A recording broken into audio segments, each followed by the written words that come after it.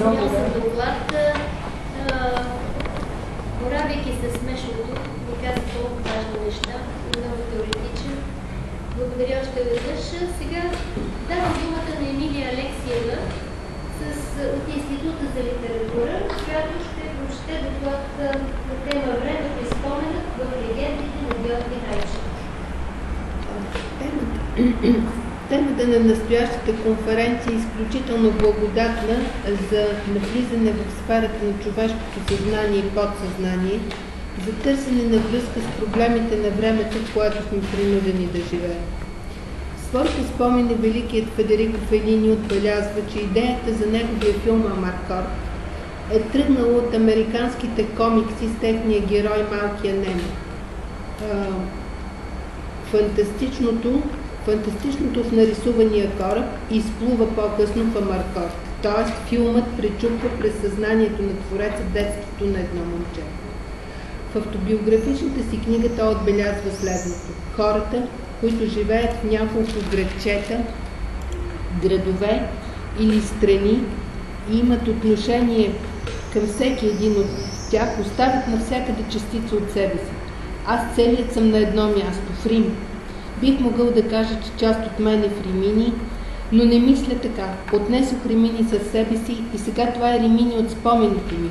Място, където хората, дето живеят в момента там, няма да познаят, ако надникнат съзнанието ми. А Амаркорд е такова надникване в моите спомени. По-нататък той отбелязва, че не иска да се връща в Римини, защото там го връхлитат призраци, а действителността започва да воюва със света на въображението. Градът в Амаркорд е пространство, сътворено от спомените. И точно този сътворен живот е по-точен от действително живение. Освен спомените от детството, Фелини извежда на преден план социалната тема, така типична за него. Символ на неравенството е Гранд Хотелът, където живеят немислимо богатите, по думите на кинорежисьора. Една сграда, останала недостижима за малкото момче, заобиколена с бариера от задръжки, издигнати доброволно в собственото съзнание. Така тази забележителна кинотворба дава материал за размисъл и в рамките на нашата литература. За да видим как споменът е в състояние да трансформира действителността, да я преобрази и дори да я измести, защото реалността на измислицата може да се окаже по-истинска от самия живот. Във всеки случай животът ни налага най-различни ограничения и в спомена човек е свободен, може да го допълни, да изхвърли всичко негативно, да го украси, да го промени. В този смисъл аз откривам и връзка с проблема, който представлява интерес за мен. Легендите на българския писател Георги Райчев са събрани в книгата му "Небесният воин". Те са с чудесни илюстрации от Вадим Лазаркевич и се превръщат в четиво, подходящо и за възрастни, и за деца. Това са авторски творби, но в тях се откриват преработени библейски фолклорни мотиви. Явно писателят е имал за основа не само чисто литературни източници. Съзнателно ги допълва, влагайки в тях много силен социален и морален акцент, като препратката към съвременността му, защото то също, като в нашето време, е било кризисно. На хората е необходим коректив, показване на стойностното в живота. Това е главната му задача в тези произведения. В книгата си "Етиологичните легенди в българския фолклор" Албена Георгиев отбелязва следното: времето в легендата е съхранило особеностите на времето в мита. Описват се събития, които не просто са се случили много отдавна, а са се случили и са били възможни в епоха, качествено различна от сегашната. В началото, когато се е създавал и устройвал светът, когато божественото е било на земята и с него се общувало непосредствено. Тази епоха е ценностно противопоставяне на настоящето. Тя е свещената предистория, предопределила профанната история на днешните хора. В този смисъл легендите се свързват и с мита, но събитията, които са се случили в отдалечените времена, обясняват онова, което става в настоящето. Нормите, главно морални, са валидни за съвременния човек. Книгата на Райчев се открива с легендата "Небесният воин". Започва така: Някога, в дълбока старина, в големия град Бейрут, царуваше добър и благочестив цар. Той имаше само една едничка дъщеря, хубава като месечина, която царят обичаше и пазеше като зеницата на окото си. Людите на онова царство също бяха смирени, добри и работливи, но и царят и народът му бяха езичници, кланяха се на идоли и каменни богове. Неведнъж при тях бяха идвали проповедници да ги посъветват, да ги посветят в името на единия Бог и правата Христова вяра. Но онези люди държаха на своите мъртви богове и отричаха кръста Христов. Текстът на Райчев повтаря в основни линии житието на Свети Георги, но без частите, описващи младостта му, способностите му за изцеляване и спора с император Диоклетиан. Най-важна в дадения случай е битката с змея, олицетворение на злото. Основната теза на писателя е морална. Споменът за чудото, за избавлението препраща към времето на езичеството и приемането на християнството от хората. Принасянето на жертви е убийство, т.е. е нарушена най-важната заповед – не убивай. Затова е изпратено и тежкото изпитание. Но и пасивното очакване на смъртта не носи спасение от злото. Втората легенда Минзухария е изградена въз основа на библейски текст Евангелие от Матея. Писателят свързва библейското с фолклорното обяснение за произхода на растения, животни и птици. В основата на живота е божественото начало в природата. Времето се измерва чрез кръговрата на сезоните. Пролетта е възкресение от ледената прегръдка на зимата, а малкото жълто цвете е символ на живота, като свещ на гроба Господен. Божа Кравичка препраща пък към Новия Завет, към тежкия и изпълнен с лишения живот на Йосиф и Мария. Тя е творба за срещата на малкия Исус с злото, с дявола и неговата способност за превъплъщение в многоликостта. Отново авторът поднася идеята, че силната вяра и молитвата са в състояние да отклонят всяка беда. Във всички творби от този сборник съществува една обща тенденция. Припомня се дълбоката древност, а моралните послания се отнасят към съвремието.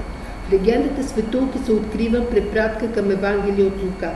Писателят превръща светулката в метафора. Тъмната нощ е плашещия непознат житейски път. Вярата в Бога го осветява, а светулката е знак, поличка.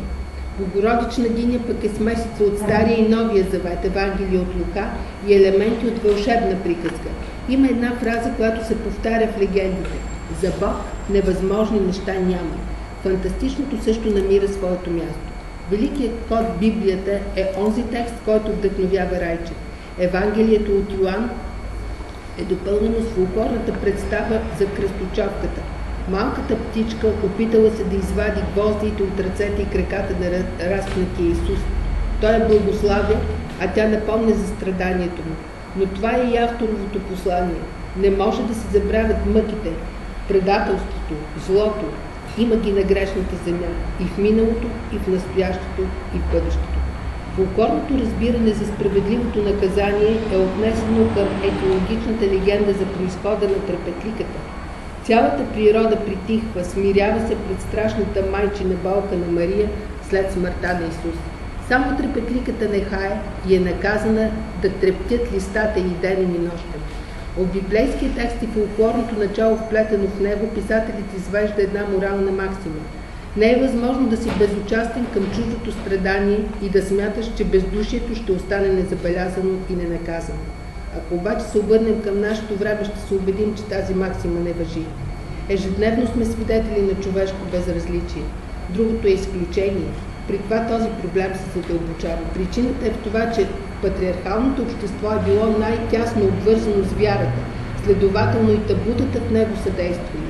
Сега вярата е разрушена. Мисля, че това е обяснението за срива в морал.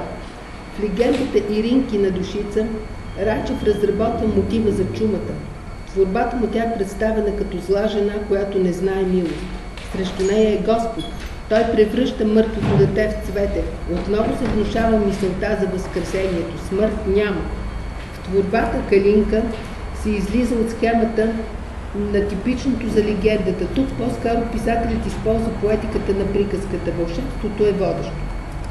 И В майчина клетва и в Господ овчар се търси моралният момент. Майката не се уважава от децата и ги проклина.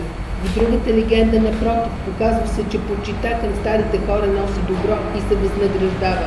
Останалите легенди, като Снаха лястовичка, Божи дарове, Байнова вълчица, Клетва Господня, Божи цветя, повтарят схемата в цялата книга. Доброто се възнаграждава, злото е наказано. Така и в хайдушко село, където хайдутите са по-скоро символ на разбойници, а не на народни защитници. Те не живеят по Божиите закони, нямат църква и свещеник, веселят се по време на пост. За доброто и подслона, който му дава, Бог се отплаща на бедната вдовица, като я спасява, а селото, населено с зли хора, е потопено под водата. В Библията могат да се посочат такива примери в Стария Завет. Споменът, връщането в миналото се свързва с мита, с една далечна епоха, която противостои на настоящето. На читателя е необходимо да знае как, кога и по каква причина са възникнали нещата, свойствата, особеностите, с които съществуват и към днешния ден. Когато Райчев се насочва към Библията, той използва време, което е на границата между мита и историята. Съществува обаче и друг тип време, при което неопределеността, характерна и за приказката, и за фолклора, доминира. Във всеки случай единият и другият тип са насочени към съвременността ни в опит за търсене на изгубените морални устои. По този начин споменът провокира размисъл за причините на кризисността в човешкото битие. Ако се върнем към Фелини, то той е записал, че към Юнг питае доверие и възхищение, които не познават граници. Смята, че неговото учение му е дало перспектива да наблюдава живота, откривайки възможност смело да прилага натрупания опит и материал, скрити под развалините от страхове, неосъзнати помисли и незабелязани радости. В същата книга "Да направиш филм" той споделя още: ние продължаваме да изграждаме все още идеализирани образи за нещата, които наблюдаваме. Идеалите прикриват действителността. Няма нищо идеално. Няма идеална жена, идеална двойка, идеално място, идеална ситуация. Всичко зависи от това да се научим да живеем с проблемите си. Ние продължаваме да изпитваме респект пред ценности и общи принципи, които повече не са ни потребни. Настоящия процес на разпадане на обществото ми се струва напълно нормален. За мен той не е признак на гибел, а признак на живот.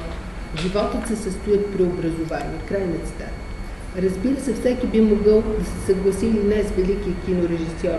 Във всеки случай споменът като отправна точка и към Маркорти в турбите на български писател е свързан с миналото, с общността, с колективните представи за нещата, които обаче в нашето време все по-трайно се разрушават и по тази причина посланията за повече доброта, за морал и човешка съпричастност са много трудно достигат до егоистичното съзнание. Посланието на Райчев към неговите читатели е такова, а обръщането назад всъщност е поглед и в бъдещето.